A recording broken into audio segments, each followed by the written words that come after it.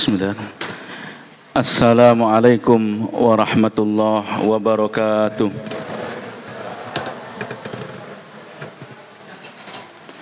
Alhamdulillahi rabbil alamin. Alhamdulillahillazi bini'matihi tatimmus shalihat. Alhamdulillahillazi bifadlihi tatanazzalul khairatu wal barakat. Alhamdulillahillazi bitaufiqihi wa hidayatihi tatahaqqaqul maqasid wal hayat. Wa azka salawatillahi wa taslimatihi alal mab'usi rahmatan lil alamin. Nabi rahma wa imamil huda, nabiyina wa rasulina wa syafi'ina wa qurrati a'yunina Muhammad ibn Abdillah. Wa la hawla wa la quwata illa billah. Asyhadu an la ilaha illallah wahdahu la syarika lah wa asyhadu anna Muhammadan abduhu wa rasuluh la nabiyya wa la rasula ba'dah. Amma ba'du ayyuhal hadirun wal hadirat, as-saimun was-saimat, al-mu'tafifuna wal mu'takifat rahimani wa rahimakumullah. Usini wa iyyakum bitaqwallahi faqad faza man ittaqa. Ya ayyuhallazina amanu taqullaha haqqa tuqatih wa la tamutunna illa wa antum muslimun. Alhamdulillah, bapak-bapak, ibu-ibu, saudara-saudari, adik-adik yang dimuliakan oleh Allah, bersyukur kepada Allah malam hari ini Allah masih mengizinkan kita untuk melanjutkan perjalanan hidup ini. Allah masih mengizinkan kita untuk menikmati berbagai macam fasilitas yang Ia berikan kepada kita. Nikmatnya yang begitu banyak, begitu besar, mulai dari kesehatan, kesempatan, iman, Islam, nikmat ibadah, nikmat berjamaah, dan seterusnya, yang tidak mungkin kita sebutkan satu persatu. Salawat serta salam senantiasa kita perbanyak, kita aturkan kepada Nabi kita Muhammad sallallahu alaihi wasallam, seorang Rasul yang mulia, yang tadi Allah Subhanahu wa taala berikan label secara khusus kepada beliau, berikan gelar secara khusus kepada beliau di ayat yang tadi kita baca dalam salat kita. Laqad kana lakum fi rasulillahi uswatun hasanah liman kana yarjullaha wal yawmal akhir wa dzakarallaha katsira, yaitu uswatun hasanah, gelar yang hanya Allah Subhanahu wa taala berikan kepada dua manusia mulia, dua manusia agung yang karena memang Allah muliakan dan Allah yang agungkan keduanya, yaitu pertama Nabi Allah Ibrahim alaihissalam dan yang kedua Nabi kita Muhammad sallallahu alaihi wasallam. Para jamaah rahimakumullah, uswatun hasanah yang sering kita artikan dengan makna suri tauladan atau contoh, mungkin gambarannya bagi kita yang saat ini di dalam masjid, ketika kita berbicara tentang uswatun hasanah, barangkali apa yang telah kita lakukan atau yang sedang kita lakukan, yaitu misalnya ibadah sholat yang baru saja kita laksanakan, sudahkah kita ini benar-benar menjadikan Rasulullah sallallahu alaihi wasallam sebagai uswatun hasanah atau belum? Siam yang tadi kita laksanakan di siang hari juga demikian. Ketika kita dalam bulan Ramadan seperti ini, ketika berbicara tentang uswatun hasanah, maka yang mungkin kita ingat adalah siam kita ini sudahkah sebagaimana uswatun hasanah kita laksanakan, yaitu Rasul kita laksanakan, dan seterusnya. Tetapi jamaah rahimakumullah, ada satu hal yang juga perlu kita ingat ketika berbicara tentang uswatun hasanah, maka keseluruhan dari semua kegiatan Nabi Shallallahu Alaihi Wasallam, termasuk juga sikap beliau, respon beliau, akhlak beliau, baik terhadap kepada Allah Subhanahu Wa Taala khususnya dan kepada makhluk Allah Subhanahu Wa Taala secara umum, itu juga penting untuk kita jadikan tolak ukur atau barometer, sudahkah kita ini benar-benar menjadikan beliau sebagai uswatun hasanah. Jamaah hadirin rahimakumullah, ada mungkin beberapa penggalan kisah yang tadi kalau kita sebutkan dua tokoh mulia ini dari Nabi Ibrahim alaihissalam dan Nabi Muhammad sallallahu alaihi wasallam. Pertama, Nabi Ibrahim, jamaah, kita tahu bahwa beliau itu berdakwah selain juga di masyarakatnya atau umatnya, beliau juga berdakwah kepada siapa? Kepada orang tuanya sendiri, yaitu terutama kepada bapaknya. Tapi apa yang kemudian beliau dapatkan respon daripada bapaknya? Ya, selain tadi mungkin memarahi, memusuhi sebagai seorang ayah yang merasa senior, yang merasa lebih tua, yang merasa sebagai bapaknya, yang kedua merasa mungkin lebih mengetahui. Padahal kalau kita baca mungkin dalam beberapa ayat ada dialog-dialog yang unik, seperti dalam surat Asy-Syu'ara ya, kalau nggak salah, atau Al-A'raf.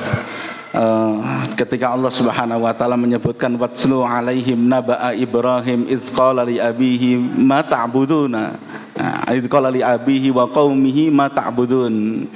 Ketika Nabi Ibrahim mengajak berdialog kepada bapaknya dan kaumnya, apa yang kalian sembah? Kemudian mereka menjawab qalu asnaman, qalu na'budu asnaman, kami menyembah berhala-berhala dan seterusnya. Jamaah rahimakumullah, yang menarik adalah bagaimana sikap Nabi Ibrahim alaihissalam ketika mendapatkan respon yang negatif atau mungkin respon yang tidak sesuai dengan harapan beliau. Bahkan Nabi Ibrahim alaihissalam pernah juga diusir oleh ayahnya, bahkan diancam oleh ayahnya, mau dilempar dan seterusnya.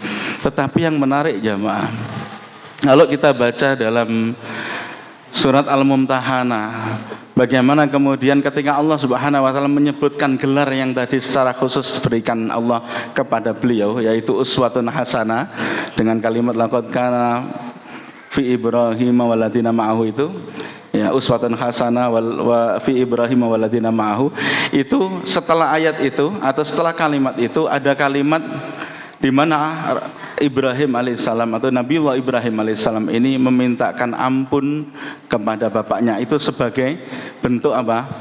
Bentuk bagaimana takzimnya beliau kepada ayahnya, bentuk bagaimana beliau hormatnya terhadap ayahnya, walaupun kemudian Allah Subhanahu wa taala nafikan, tidak diterima permohonan ampun itu. Nah, tapi yang menarik di sini jamaah, respon daripada Nabiullah Ibrahim alaihissalam ketika ayahnya begitu marah, bahkan membencinya, bahkan mengancamnya, tapi beliau Nabi Ibrahim tetap membalas dengan balasan yang luar biasa. Bahkan beliau mintakan ampun kepada ayahnya. Begitu juga tentang Nabi kita Muhammad sallallahu alaihi wasallam. Ketika berbicara tentang Nabi, mungkin yang paling kita kenal atau paling ada di memori kita adalah ketika beliau ingin mencoba untuk membuka wilayah atau daerah dakwah baru di Taif. Yang kemudian apa respon orang-orang Taif? Responnya tidak sesuai dengan harapan beliau. Beliau harus dilempari dan berdarah-darah di situ. Sementara malaikat Jabal, Malakul Jabal yang menawarkan kalau andai kata pada saat itu Nabiullah Muhammad SAW ini, Nabi kita ini, meresponnya dengan respon mungkin nafsunya yang digunakan atau ukuran manusia biasa pada umumnya, maka mungkin kesempatan untuk membalas orang-orang Taif itu yaitu dengan mengiyakan tawaran daripada Malakul Jabal atau malaikat penjaga gunung, tapi tidak dilakukan itu oleh beliau. Begitu juga ketika peristiwa Fathu Makkah pada saat Ramadan di tahun 8 Hijriah itu. Fathu Makkah yang begitu luar biasa kita kenal itu, bahwa di situ Nabi Shallallahu Alaihi Wasallam punya kesempatan untuk membalas kepada orang-orang yang dahulu, tidak hanya sekedar menghina, bahkan juga mengancam nyawa beliau, tapi beliau tidak lakukan itu, ya rahimakumullah. Bahkan beliau meminjam kalimat daripada Nabi Yusuf alaihissalam yang digunakan untuk membalas apa yang telah dilakukan oleh saudara-saudara Nabi Yusuf, yaitu memaafkan, dan Allah Maha Pengaaf lagi Maha Penyantun. Hadirin jamaah rahimakumullah, dan itu ternyata penggalan-penggalan kisah seperti itu atau sikap seperti itu ternyata mengilhami para sahabat Nabi Shallallahu Alaihi Wasallam.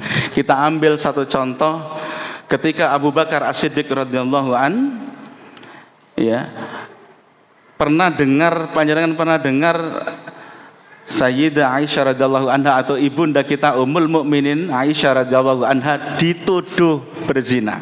Pernah dengar? Ya, pernah dengar ya. Dan itu dituduh berzina dengan seorang sahabat mulia, yaitu Safwan bin Mu'attal. Yang nuduh itu salah satunya bukan hanya orang-orang munafik yang di situ waktu itu di Madinah dikepalai atau dipimpin oleh Abdullah bin Ubay bin Salul, tidak hanya itu, tapi bahkan masuk ke kalangan sahabat, termasuk juga orang dekat Abu Bakar As-Siddiq radhiyallahu an, yaitu ada Mistah bin Utsasah. Mistah bin Utsasah ini adalah bukan hanya sahabat dekat Abu Bakar As-Siddiq, bahkan beliau merupakan sepupu daripada Abu Bakar As-Siddiq. Dan bahkan tidak hanya sepupu, beliau adalah orang yang disantuni oleh Abu Bakar As-Siddiq radhiyallahu an. Jadi ketika tahu bahwa Mistah bin Utsasah ini ternyata ikut membenarkan dan menyebarkan berita fitnah tentang Aisyah radhiyallahu anha, maka Abu Bakar marah saat itu, jamaah. Marah, jamaah rahimakumullah. Tetapi marahnya tidak lama, karena setelah marah itu dia bersumpah untuk tidak memberi nafkah lagi kepada Mistah bin Utsasah.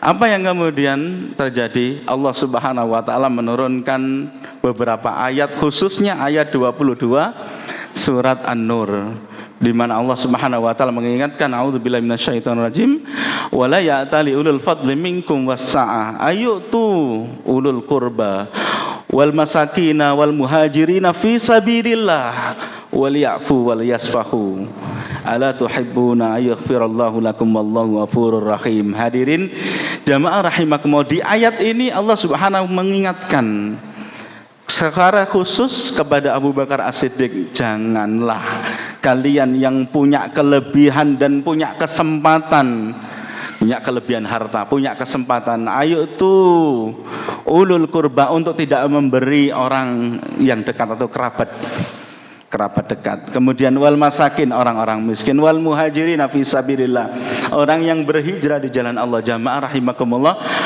Mistah bin Utsasah ini adalah kerabatnya Abu Bakar As-Siddiq, yaitu sepupunya.